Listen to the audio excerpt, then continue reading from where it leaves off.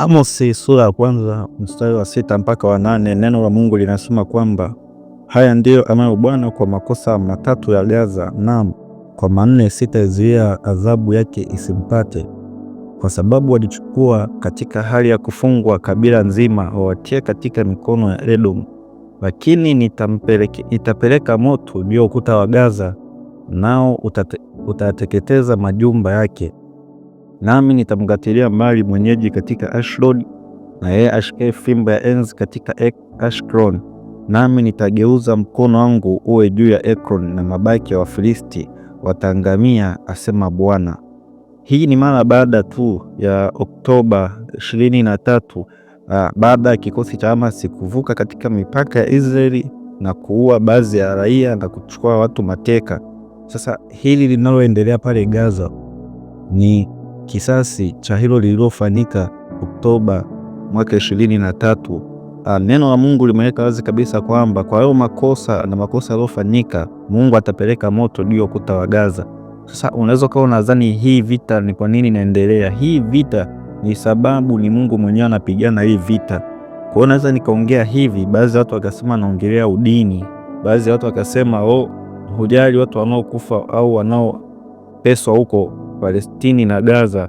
Hili ni neno la Mungu, na neno la Mungu huwa halijipingi. Neno la Mungu limesema kabisa kwamba kwa yao makosa, na tunaona kwamba kuna mateka ambao Israeli wameshikiliwa. Hii ni Palestina na Hamas. Neno la Mungu linazungumzia kwamba Mungu atapeleka moto. Kwa hii Operation Al-Aqsa pia inaitwa, na ukiangalia katika huo mji wa Yerusalemu pia kuna misikiti ambayo iko mahali pale ambayo inasimamiwa na mamlaka ya Palestina. Kwa hiyo sasa, na pale ambapo ipo ni mahali patakatifu ambapo palikuwa na mahekalu ya Wayahudi ambao walikuwa yamekaa mahali pale.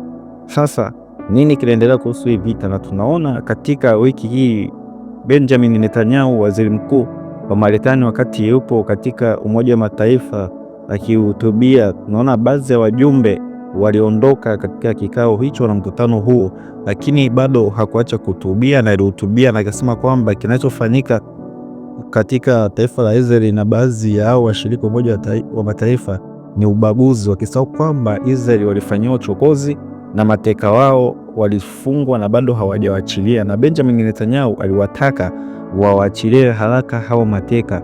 Lakini kinachoendelea hapa, hii ni vita ya Mungu mwenyewe, kwa sababu Amos sura ya kwanza mstari wa 8 Mungu anasema, mstari wa 7 Mungu anasema kwamba nitapeleka moto juu ya ukuta wa Gaza, nao utateketeza majumba yake yote. Na neno la Mungu limesema kwamba Israeli itakuwa taifa la kuchukiwa sana, watachukiwa na mataifa yote. Na hiki ndicho kinachotokea. Haya maneno aliyasema Bwana wetu Yesu Kristo wakati ametoka katika hekaluni kwenye kitabu cha Mathayo sura ya 24, akisema nanyi mtakuwa watu wa kuchukiwa na mataifa yote kwa ajili ya jina langu. Na tunaona pale kwenye Umoja wa Mataifa wakati Benjamin Netanyahu akihutubia alisema kwamba taifa la Israeli au Wayahudi watawalinda Wakristo na wanawalinda kwa sababu wanaamini katika nchi ya Israeli kuna maeneo matakatifu kama Bethlehemu ya Wayahudi ambapo Bwana Yesu Kristo alizaliwa. Kuna maeneo ya Yudea, Galilaya, Kapernaumu ambapo Bwana wetu Yesu Kristo alihubiri. Kwa hiyo wamesema wanawaheshimu na watawalinda. Hiyo spichi Benjamin Netanyahu alizungumza akiwa kwenye ukumbi wa UN baada ya baadhi wanachama kususia kikao na kuondoka.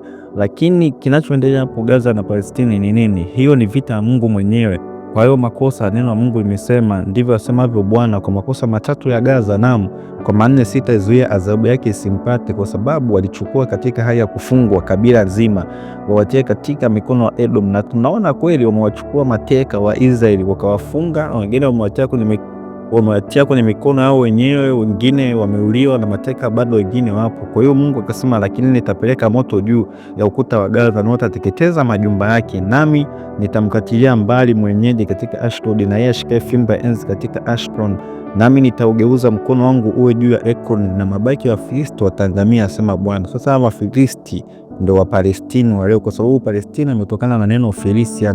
Kwa hiyo sasa hii inaendelea hapa ni vita Mungu mwenyewe. Kwa hiyo kuna watu unawaona wakisema kwamba Israeli lazima itafutiliwa mbali. Hakuna atakayeweza kuifuta Israeli tena katika nyakati hizi, sababu vita ni inapiganiwa na Mungu mwenyewe.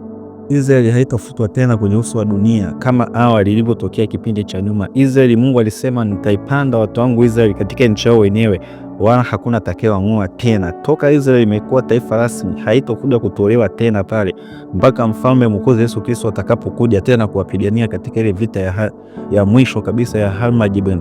Kwa hiyo sasa hii vita inayoendelea hapa ni vita ya Mungu mwenyewe. Kwa hiyo kila yote ambaye anaichukia Israeli au anaona Israeli wanafanya kosa kama hili, lakini kitu kingine ninachojiuliza, kwa nini mateka wa Israeli na wale waliouliwa kwenye mipaka, kwa nini dunia haikusema? Lakini wanasubiri Israeli wafanye ndo dunia iseme. Israeli waliuliwa sana kipindi cha Adolf Hitler, waliuliwa Wayahudi wengi sana, lakini dunia ikusema. Lakini leo hii Israeli anatetea haki yao na anatetea haki zao, watu wanasema. Huu ndo unapokuja kugundua Israeli kweli itakuwa taifa la kuchukiwa na mataifa yote. Lakini neno la Mungu linasema kwamba hii vita ni Mungu amepeleka moto juu ya kuta za Gaza. Kwa hiyo hiki kitu kielewe kwamba hii vita ni Mungu mwenyewe anaipigania taifa lake teule la Israeli. Wapo watu ambao hawaamini kwamba Israeli ni taifa teule. Kutokuamini wewe kwako hakumzuii Mungu taifa hilo lisiwe teule machoni pake. Kutokuamini kwako kwamba wewe Israeli si watu wa Mungu hakumzuii Mungu wewe wasiwe watu wake. Kwa hiyo kai ukilijua hilo, hii ni vita ya Mungu mwenyewe.